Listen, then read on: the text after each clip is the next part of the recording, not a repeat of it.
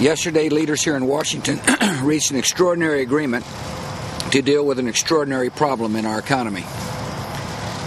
Working closely with my administration, congressional leaders from both parties produced the Emergency Economic Stabilization Act, a bold bill that will help keep the crisis in our financial system from spreading throughout our economy. This legislation deals with complex issues, and negotiators were asked to address them in a very short period of time.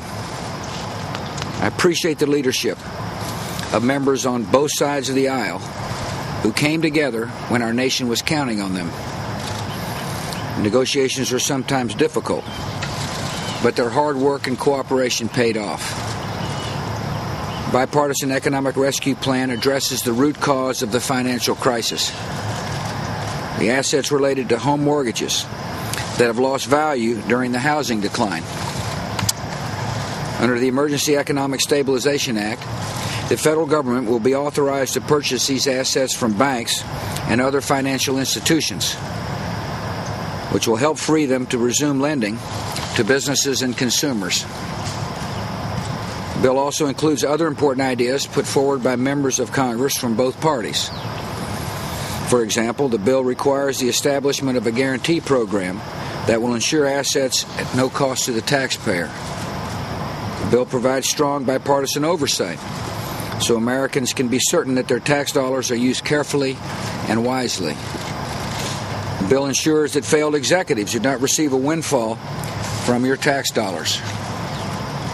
With this strong and decisive legislation, we will help restart the flow of credit so American families can meet their daily needs and American businesses can make purchases, ship goods, and meet their payrolls. We'll make clear that the United States is serious about restoring confidence and stability in our financial system. I know many Americans are worried about the cost of the bill, and I understand their concern. This bill commits up to $700 billion taxpayer dollars because a large amount of money is necessary to have an impact on our financial system. However, both the nonpartisan Congressional Budget Office and the Office of Management and Budget expect that the ultimate cost to the taxpayer will be far less than that.